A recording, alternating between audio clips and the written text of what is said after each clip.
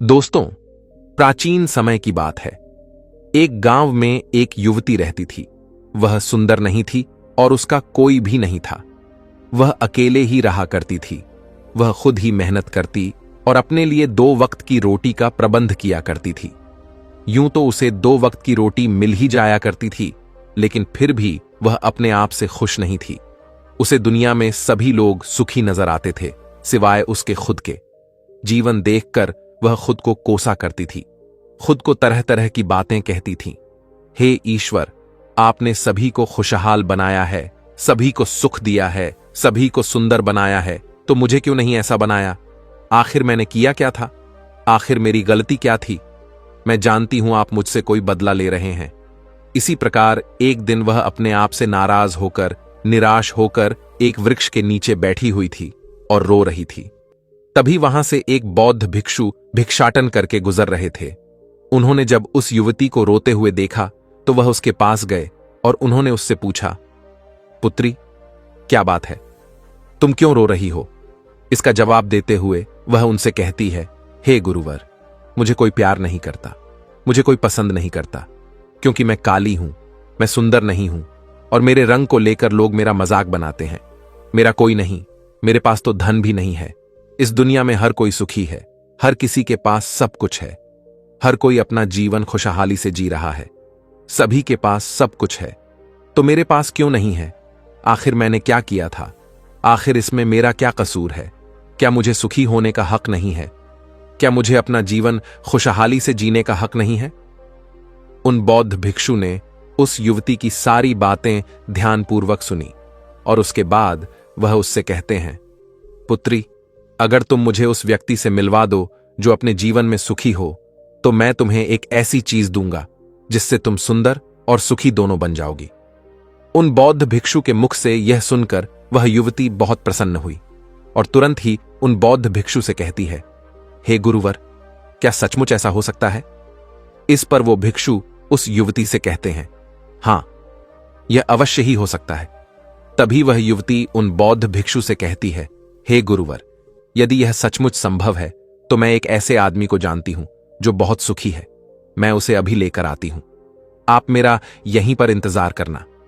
इस पर वो बौद्ध भिक्षु उस युवती से कहते हैं, हां पुत्री, जब तक तुम वापस नहीं लौटती मैं तुम्हारा यहीं पर इंतजार करूंगा। इतना कहकर वह युवती वहां से भागी भागी अपने मालिक के पास पहुंची, जो कि एक किसान था। उसने किसान से कहा, मालिक, आप मेरे साथ चलिए, मुझे एक भिक्षु मिले हैं जिन्हें मैं आपसे मिलवाना चाहती हूं। उस भिक्षु ने कहा है कि अगर मैं एक सुखी व्यक्ति को उनके पास ले जाऊंगी तो वह मुझे सुंदर और सुखी दोनों बना देंगे। उस युवती की बात सुनकर वह किसान दुखी होकर उससे कहता है, मैं तुम्हें कहां से सुखी लगता हूं? इस पर वह युवती उस किसान से कहती है, मालिक, आपके पास तो सब कुछ है, आपके पास तो घर है, अच्छा खाने के लिए है, रहने के लिए अच्छा मकान है, आपका अपना परिवार है और तो और आपके पास धन भी है, तो आप दुखी कैसे हो सकते हो? इस पर वह किसान जवाब देते हुए कहता है, अरे मूर्ख, मेरी फसल अच्छी नहीं हो रही, इसीलिए उसके दाम भी अच्छे नहीं मिल रहे और राजा को लगान भी देनी है। मेरे पास तो अब इतने पैसे भी नहीं हैं कि मैं फिर से अच्छे किस्म के बीज खरीद सकूं, और इस बार बरसात में मेरी सारी की सारी फसल भी खराब हो गई थी। अब तो मेरे हालात और अधिक खराब हो चुके हैं और ऐसे हालातों में मैं सुखी कैसे रह सकता हूं? जाओ किसी और को ढूंढ लो जो सच में सुखी हो। इस पर वो युवती अपने मालिक से कहती है, मालिक, तो आप ही बताइए, आपके हिसाब से कौन सबसे ज्यादा सुखी है जिसे मैं अपने साथ ले जा सकूं? इस पर वह किसान कुछ देर सोच विचार कर उससे कहता है, मुझे लगता है कि व्यापारी बहुत सुखी है। उन्हें ना तो फसल उगाने की चिंता है और ना ही फसलों की देखरेख करने की। उन्हें तो बस फसल खरीदनी होती है और वह उसे कहीं से भी खरीद सकते हैं, और तो और वे अन्य चीजों का भी व्यापार करते हैं जिनका मौसम से कोई लेना देना नहीं होता, और वे लोग हमसे कहीं ज्यादा अधिक धन भी कमाते हैं। लोग उनका आदर सम्मान भी करते हैं। मुझे तो लगता है कि वही सबसे सुखी हैं। तुम उन्हीं के पास जाओ। वह युवती अपने मालिक की बात सुनकर वहां से भागी भागी एक व्यापारी के पास जा पहुंची और उस व्यापारी से कहती है, मालिक, आप मेरे साथ चलिए, मुझे एक भिक्षु मिले हैं जिन्हें मैं आपसे मिलवाना चाहती हूं। उन्होंने कहा है कि किसी ऐसे सुखी व्यक्ति को ले आओ जो सचमुच सुखी हो, और उसके बाद वह मुझे एक ऐसी चीज देंगे जिससे मैं सुंदर और सुखी दोनों हो जाऊंगी। उस युवती की आवाज सुनकर वह व्यापारी दुख भरे शब्दों में उससे कहता है, अरे हमारे जीवन में कहां सुख है? चारों ओर से तो हमें दुख ने ही घेर रखा है। चोर लुटेरे तक हमें सबका ध्यान रखना होता है। व्यापार में अभी बहुत घाटा भी चल रहा है, और तो और राजा हमसे अतिरिक्त कर भी वसूल रहे हैं, जिससे अब व्यापार करने में बहुत दिक्कत आने लगी है। हमें सुरक्षा भी नहीं मिल पा रही है। जीवन पर हमेशा कोई ना कोई संकट रहता है। मुझे तो ऐसा लगता है कि मुझसे दुखी इस दुनिया में और कोई नहीं है। इस पर वो युवती उस व्यापारी से कहती है, परंतु मालिक, आपके पास तो इतना धन है, आपके पास इतनी जमीन जायदाद है, आपके पास इतना अन्न है, रहने के लिए इतना आलीशान मकान है और खाने पीने के लिए हर प्रकार की सुविधाएं हैं, इसके बाद भी आप दुखी हैं। यह बहुत अजीब सी बात है। मुझे तो लगता था कि आप बहुत सुखी होंगे। खैर, कोई बात नहीं। कृपया करके मुझे कोई ऐसा व्यक्ति बताइए जो आपके हिसाब से बहुत सुखी हो, जिसे मैं उन बौद्ध भिक्षु के पास ले जा सकूं।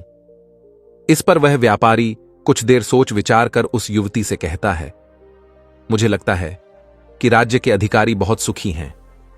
वह सीधा राजा से संबंध रखते हैं। उनके पास अधिकार है और वह धनवान भी है। वह चोर लुटेरे से भी नहीं घबराते, और वही लोग हमसे धन भी वसूलते हैं, और हमें उनके सामने उनके आदर में झुकना ही होता है, और सभी लोग उनका बहुत मान सम्मान भी करते हैं। मुझे नहीं लगता कि उनके जीवन में कोई भी दुख होगा, और मुझे लगता है कि वही सबसे सुखी है। काश मैं भी राजा का एक अधिकारी होता तो मैं भी अपना जीवन आराम से बिता रहा होता। इस पर वह युवती उस व्यापारी से कहती है, मालिक, क्या आप किसी अधिकारी को जानते हैं? क्या आप मुझे उनसे मिलवा सकते हैं? मैं उन्हें अपने साथ ले जाऊंगी। इसके बाद मुझे वो बौद्ध भिक्षु कुछ ऐसी चीज देंगे जिससे मैं भी सुंदर और सुखी हो जाऊंगी। बताइए ना, आप मुझे किसी अधिकारी से मिलवा सकते हैं? मैं आपकी बहुत आभारी रहूंगी। व्यापारी को उस युवती पर दया आ गई। उसने उसको एक अधिकारी से मिलवा ही दिया। युवती ने अधिकारी से मिलने के बाद उस अधिकारी से कहा, मालिक, आप मेरे साथ चलिए। मुझे एक भिक्षु मिले हैं जिन्हें मैं आपसे मिलवाना चाहती हूं। उन्होंने मुझसे कहा है कि अगर मैं एक सुखी व्यक्ति को उनसे मिलवा दूंगी तो वह मुझ एक ऐसी चीज देंगे जिससे मैं सुंदर और सुखी दोनों हो जाऊंगी। इस पर वो अधिकारी उस युवती से कहता है, तुम्हें किसने कह दिया कि मैं सुखी हूं? अरे मेरे जैसा दुखी व्यक्ति तो इस दुनिया में और कोई नहीं होगा। तुम्हें नहीं पता, लेकिन हम पर कितना दबाव होता है, हमारे ऊपर कितनी जिम्मेदारियां होती हैं। हमें हर एक आदेश को पूरा करना होता है, और वह आदेश भी इतनी आसानी से पूरे नहीं होते। उनके लिए हमें कितनी मुश्किलें उठानी होती हैं, कितनी दिक्कतों का सामना करना होता है। राजा कुछ भी आदेश पारित कर देते हैं और उसे हमें लागू करना होता है। जनता का गुस्सा और तरह तरह की मुश्किलें, सभी परिणाम हमें ही झेलने होते हैं। और तुम्हें लगता है कि मैं सुखी हूं? ऐसा कुछ भी नहीं है। अगर वह भिक्षु तुम्हें सुखी कर दे तो तुम उसे मुझे भी मिलवा देना। मैं भी सुखी होना चाहता हूं। मुझे भी अपना जीवन खुशहाली से बिताना है। भला अधिकारी बनकर मुझे क्या मिला? रोज रोज तरह तरह का तनाव। इस पर वो युवती आश्चर्य से उस अधिकारी से कहती है, मालिक, जहां तक मैं सोचती थी कि आप सबसे सुखी हैं, लेकिन आप भी सुखी नहीं लग रहे। परंतु आपको क्या लगता है, इस दुनिया में कोई ऐसा व्यक्ति है जो सबसे सुखी हो? क्या आप मुझे बता सकते हैं? मैं आपकी बहुत बहुत आभारी रहूंगी। उस युवती की सारी बात सुनने के बाद उस अधिकारी को उस युवती पर दया आ गई। उस अधिकारी ने उससे से कहा, देखो, मुझे तो ऐसा लगता है कि इस पूरे राज्य में केवल एकमात्र व्यक्ति जो सुखी है वह है इस राज्य का राजा। मुझे तो केवल वही सुखी लगते हैं। उन्हें किसी की सुननी नहीं होती। वह नियम बनाते हैं, आदेश देते हैं, सुरक्षा कर्मियों से घिरे रहते हैं और सब उनके सामने झुकते भी हैं। ना उन्हें धन की कमी है और ना जमीन जायदाद की। सारी धरती को उन्होंने जीत लिया है। वह सबके मालिक हैं और सबसे उच्च वही है जो एकमात्र सुखी व्यक्ति है। काश मैं भी किसी राजा के घर पर जन्मा होता तो आज मैं भी बहुत सुखी होता। उस अधिकारी की यह सारी बातें सुनकर वह युवती उस अधिकारी से कहती है, मालिक, आपसे एक विनती है, क्या आप मुझे एक बार राजा से मिलवा सकते हैं? कृपया कीजिए, आपका बहुत एहसान होगा। मैं उनसे कुछ पूछना चाहती हूं। युवती का चेहरा देखकर अधिकारी को उस पर दया आ गई और उसने कहा, चलो ठीक है, मैं अभी राज दरबार ही जा रहा हूं। एक काम करो, तुम भी मेरे साथ ही चलो और वहां पर राजा से तुम्हें जो भी पूछना है तुम पूछ लेना। इतना कहकर वह अधिकारी उस युवती को राज दरबार ले गया। राज दरबार पहुंचने के बाद अधिकारी की विनती करने पर राजा उस लड़की की बात सुनने के लिए तैयार हो गए और उस युवती को राज दरबार में बुलाया गया। राजा ने उस युवती से कहा, बेटी, तुम अपनी बात निर्भीक होकर कहो, तुम्हें क्या कहना है? तुम मुझसे क्या पूछने आई हो? इस पर वह युवती जरा घबराते हुए राजा से कहती है, हे राजन, मैं एक संपूर्ण सुखी व्यक्ति को ढूंढ रही हूं। मुझे एक भिक्षु मिले हैं और उन्होंने मुझसे कहा है कि यदि तुम कोई ऐसा सुखी व्यक्ति मुझसे मिलवा दो तो मैं तुम्हें एक ऐसी चीज दूंगा जिससे तुम सुंदर और सुखी दोनों हो जाओगी। काफी लोगों से मिलने के बाद मुझे यह पता चला कि आप ही हैं जो इस दुनिया में एकमात्र सुखी व्यक्ति हैं। तो क्या आप मेरे साथ उन भिक्षु से मिलने चलेंगे? आपका बहुत एहसान होगा। राजा उस युवती की बात ध्यानपूर्वक सुनता है और उसके बाद जोर जोर से हंसने लगता है और उस युवती से कहता है, अच्छा, सबकी तरह तुम्हें भी लगता है कि मैं इस दुनिया का सबसे सुखी व्यक्ति हूं, लेकिन यदि कोई मुझसे पूछे कि इस दुनिया में सबसे दुखी व्यक्ति कौन है, तो वह मैं ही हूं। मेरे पास नींद नहीं है, मेरे पास आराम नहीं है, मेरे अंगरक्षक हमेशा मेरे आसपास रहते हैं, उनके बिना मैं अकेले कहीं जा भी नहीं सकता। जरा से आहट होती है तो नींद टूट जाती है। हमेशा भय लगा रहता है क्योंकि मेरे दुश्मन मेरे घर में ही रहते हैं, जिनका मुझे पता तक नहीं। कौन कब और कहां से मुझ पर वार कर दे कोई नहीं कह सकता। यहां बैठे सभी लोग मेरे दुश्मन ही तो हैं, वे सभी मेरे शत्रु हैं। यहां पर बैठा हर एक व्यक्ति मेरे राज दरबार का ही है, किंतु मुझे सब पर शक करना होता है। हर एक सांस मुझे भारी मालूम होती है। इतने दिग्गज राज्य की जिम्मेदारी उठाना इतना आसान नहीं है। तुम्हें लगता होगा कि राजा के पास तो सभी ऐशो आराम है, धन है, दौलत है, जमीन जायदाद है, उनके पास किसी चीज की कोई कमी नहीं और इस हिसाब से तो उन्हें सुखी होना ही चाहिए। किंतु मैं तुम्हें बता दूं कि यह सब सुख नहीं देते। इस पर वह युवती राजा से कहती है, हे राजन, क्षमा कीजिएगा, परंतु यदि सुख धन दौलत नहीं देती, राज्य नहीं देता, जमीन जायदाद नहीं देती, ऐशो आराम नहीं देता, तो क्या हुआ? कम से कम सुंदरता तो सुख देती है। इस पर राजा एक बार फिर मुस्कुराते हुए उस युवती से कहता है, पुत्री, सुंदरता जो मैंने देखी है, जो लोग शक्ल से सुंदर होते हैं उनके मन सुंदर नहीं होते। वे लोग तो एक मुखौटा लगाए घूमते रहते हैं। वे दूसरों को दिखाते हैं कि मैं कितना सुंदर हूं, लेकिन समय सबकी सुंदरता छीन लेता है। एकमात्र सुंदरता मन में ही रहती है और जिसका मन सुंदर है वह हमेशा ही सुंदर रहता है।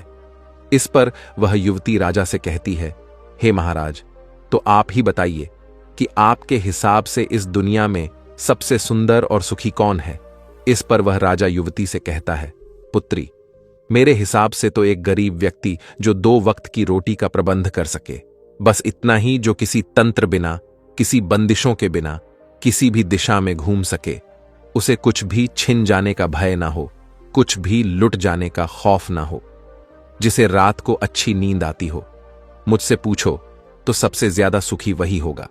और इस हिसाब से मैं तुम्हें देखता हूं कि तुम सबसे सुखी हो। तुम्हारे पास नींद है, अच्छा मन है, चारों दिशाएं हैं और कोई भय नहीं, कोई साजिश नहीं, कोई षड्यंत्र नहीं, बस जीवन है। मेरे हिसाब से तुम ही सबसे सुखी हो।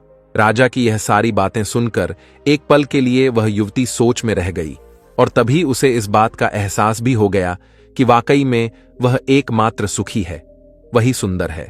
और अब वह जो थी, जैसी भी थी, उसे खुद के होने पर गर्व होने लगा।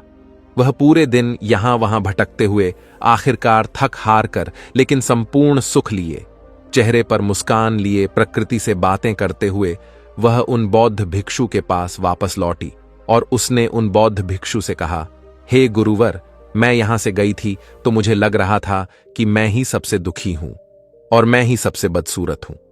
लेकिन यहां से जाने के बाद जैसे जैसे मैं लोगों से मिलती गई, मुझे यह एहसास होने लगा कि इस दुनिया में सबसे सुखी व्यक्ति तो मैं ही हूं। हां, यह बात और है कि मैं किसी सुखी व्यक्ति को आपके पास ला ना सकी, क्योंकि मुझे लगता था कि मेरे अलावा सब सुखी हैं। लेकिन बात तो कुछ उल्टी ही हो गई। यहां तो मेरे अलावा सभी दुखी हैं। सभी को किसी ना किसी चीज का भय है। कुछ खो जाने का भय, कुछ ना पाने का भय, खुल के ना जी पाने का भय। इस हिसाब से तो मेरे पास सब कुछ है। मैं खुशी से झूम सकती हूं, गा सकती हूं, जहां मन करे वहां जा सकती हूं, और 2 वक्त की रोटी का इंतजाम करने के लिए मेरे पास ये हाथ और पैर भी है। मुझे किसी चीज का कोई गम नहीं। मेरे पास ऐसा कुछ नहीं जिसके खोने का भय मुझे सताए। इस पर वह बौद्ध भिक्षु उस युवती से कहते हैं, पुत्री, आखिरकार तुम्हें वह सुंदरता और सुख मिल ही गया। अब से तुम सुंदर और सुखी हो। यह कहकर वो भिक्षु वापस अपने आश्रम लौट गए, और वो युवती भी अब जान चुकी थी कि वही सबसे सुंदर और सुखी है। अब उसे किसी बात का कोई गम नहीं था। वह कभी अपने आप को अब कोसा नहीं करती थी, बल्कि वो अपने आप में हमेशा खुश रहती थी, हमेशा मस्त रहती थी। दोस्तों, हमें भी ऐसा ही लगता है कि हमारे पास कुछ नहीं है और सामने वाले के पास सब कुछ है। वह कितना सुखी है, उसके पास हर चीज है, हर ऐशो आराम है, हर सुविधाएं हैं। किंतु ऐसा है नहीं। यह केवल आपके देखने का नजरिया है। असली सुख तो आपके पास ही है, और वह है संतुष्टि। यदि आप अपने आप से संतुष्ट हैं, आपके पास जो कुछ भी है उसमें यदि आप खुश हैं, तो आपको कोई भी गम सता नहीं सकता, आपको कोई भी दुख परेशान नहीं कर सकता। किंतु हमारी सबसे दिग्गज तकलीफ यही है कि हम खुद को नहीं बल्कि दूसरों को ज्यादा देखते हैं। दूसरों से हम ज्यादा प्रेरित होते हैं, और उनकी खुशी देखकर हमारे भीतर ईर्ष्या का भाव उत्पन्न होने लगता है। हमें तकलीफ होती है कि उनके पास इतना सुख कैसे है और हम इतने दुखी क्यों हैं, क्योंकि हम केवल उनकी तरफ ही नजर बनाए हुए हैं। हमने तो अपने पास देखा ही नहीं कि हमारे पास क्या है। हम उस पर कभी ध्यान नहीं देते, बल्कि हम तो हमेशा इस पर ध्यान देते हैं कि हमारे पास क्या नहीं है। और यही नजरिया आपको दुख और तकलीफों की ओर ले जाता है। आप चाहकर भी सुखी नहीं रह पाते, क्योंकि आपने अपना नजरिया इसी नहीं पर गड़ा रखा है। वहीं पर यदि आप इस तरह से सोचे कि मेरे पास बहुत कुछ है, रहने के लिए अच्छा घर है, खाने के लिए अच्छा खाना है, पहनने के लिए अच्छे वस्त्र हैं, कम से कम 2 वक्त की रोटी का आपके लिए इंतजाम भी हो जाता है, लेकिन बहुतों के पास तो यह भी नहीं होता, तो क्या आप सुखी नहीं हैं? एक पल के लिए सोच कर देखिएगा। अब आप में से कितने लोग यह कहेंगे कि यह सब तो खाली बेकार की बातें हैं, ऐसा कहने से कुछ नहीं होता। लेकिन मेरी बात का विश्वास कीजिए। बस एक बार के लिए आप 24 घंटे के लिए यह प्रण कीजिए कि आप केवल सकारात्मक सोचेंगे और अपने जीवन में हो रहे सकारात्मक विचारों पर ध्यान देंगे, सकारात्मक घटनाओं पर ध्यान देंगे। आप देखेंगे कि वह दिन आपका बहुत अच्छा बीतेगा, और उस दिन आप बहुत अच्छा महसूस करेंगे। आप जिस कार्य में हाथ देंगे वह कार्य आप पूरा भी कर सकेंगे। आप उस दिन जैसा चाहेंगे वैसा कर पाएंगे। क्या आप अपने आप को चुनौती देने के लिए तैयार हैं?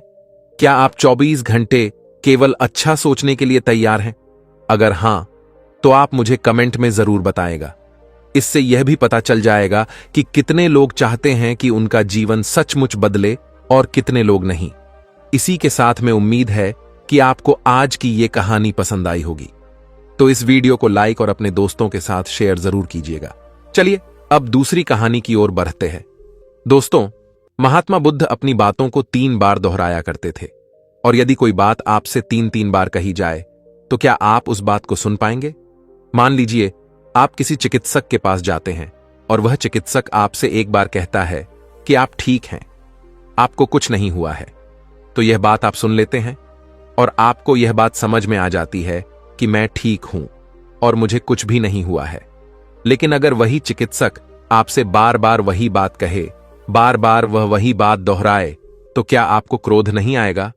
आप यही कहेंगे कि हां हां, मुझे वह बात समझ में आ चुकी है। आप बार बार एक ही बात क्यों दोहरा रहे हैं?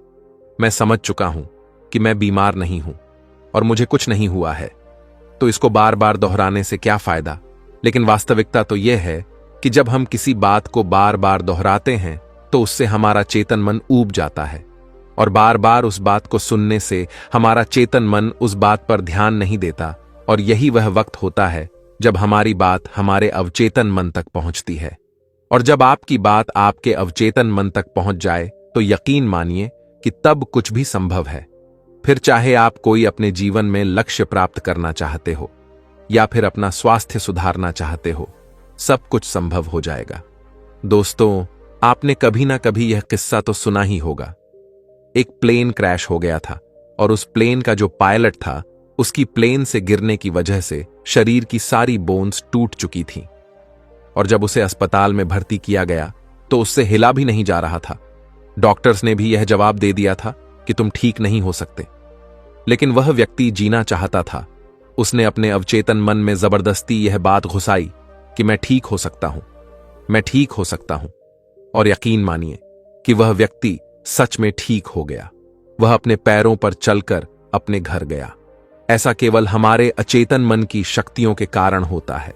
जब हम कुछ ठान लेते हैं और अपने अचेतन मन को एक स्पष्ट और साफ संदेश देते हैं, तो हमारा अचेतन मन हमसे कुछ ऐसे कार्य करवाने लगता है कि हमारे लिए सब कुछ मुमकिन हो जाता है। फिर चाहे वह जीवन में कोई लक्ष्य प्राप्त करना हो या फिर अपने स्वास्थ्य को सुधारना हो। और पुराने जमाने में यह बहुत सरल हुआ करता था, क्योंकि उस समय लोग कुतर्क नहीं किया करते थे, और जो भी कहा जाता था वह उसे बहुत गहन ध्यान के साथ सुनते थे और समझते थे। लेकिन आजकल के तथाकथित बुद्धिमान लोग सभी इन बातों को अंधविश्वास कहते हैं। लेकिन यह भी एक वास्तविकता है कि जैसा आप खुद से कहते हैं वैसा ही आप अंदर से बनते चले जाते हैं।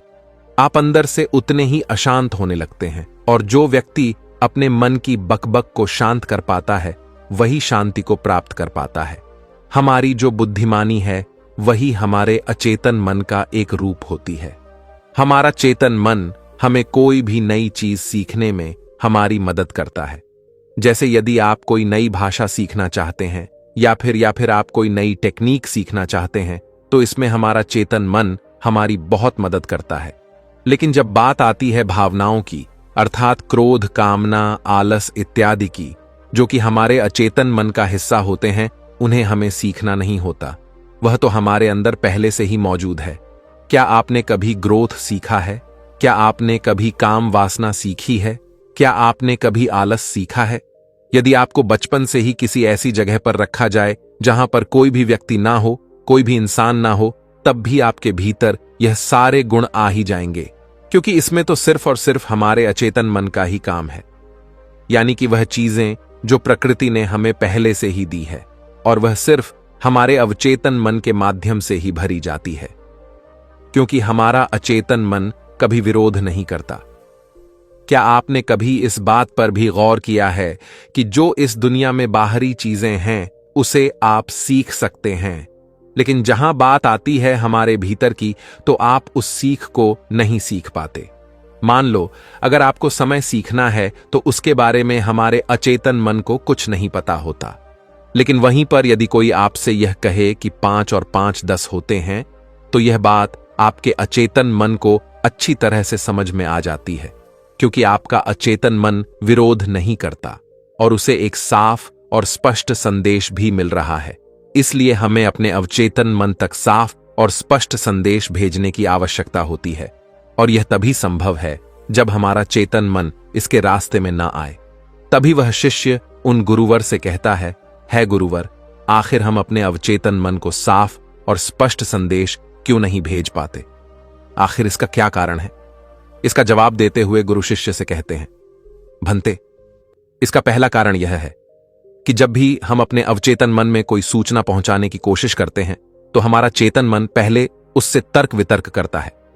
वह यह सोचता है कि इस जानकारी से हमें लाभ होगा या हानि, और जब तक हम अपनी सूचना को सही और साफ स्वस्थ तौर पर अपने अवचेतन मन तक नहीं पहुंचा पाते, तब तक वह हमारे लिए काम नहीं कर सकती है।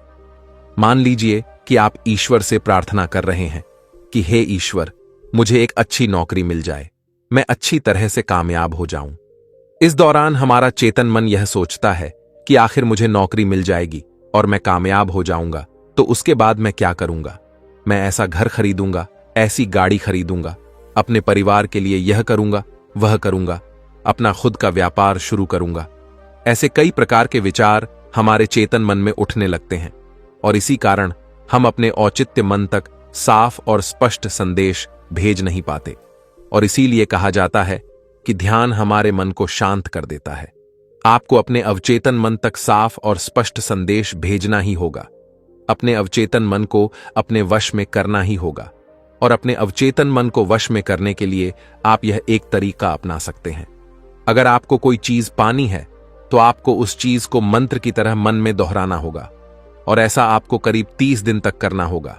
और यदि इस दौरान आपसे कोई यह कहे कि इससे कोई फर्क नहीं होने वाला, ये सब बेकार की बातें हैं, तो उनकी बातों पर यकीन मत कीजिएगा।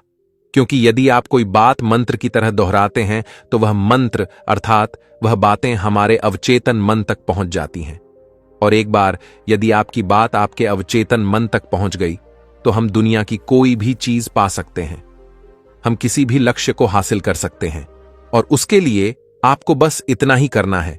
जब भी आप रात को सोने जाएं तो बिस्तर पर लेटने के बाद नींद आने से ठीक पहले आपको करीब 15 बार अपने मन में उस मंत्र को दोहराना है जो भी आप चाहते हैं।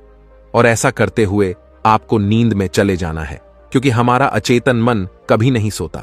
वह हमेशा आपके लिए लगातार काम करता रहता है, जबकि रात को सोते समय हमारा चेतन मन पूरी तरह से शांत होता है। और यही वह समय है जब हमारा अवचेतन मन पूरी तरह से जागृत होता है। यह सबसे ज्यादा शक्तिशाली होता है। रात को सोते वक्त जो भी बातें आप अपने मन में भेजते हैं, आप वैसे ही बनते चले जाते हैं। कभी आपने इस बात पर गौर किया है कि जब भी आप रात को सोते वक्त कोई नकारात्मक बात या नकारात्मक जानकारी लेते हैं तो सुबह उठते ही आपको नकारात्मक विचार आते हैं। और वहीं पर यदि आप रात को सोते वक्त सकारात्मक जानकारी या सकारात्मक बातें करते हैं तो अगले दिन सुबह आप बहुत ज्यादा ताकतवर महसूस करते हैं। आपका दिन पहले से ज्यादा अच्छा लगने लगता है। आप अच्छा महसूस कर पाते। इसलिए रात को सोते वक्त कभी भी अपने आप से नकारात्मक बातें ना करें।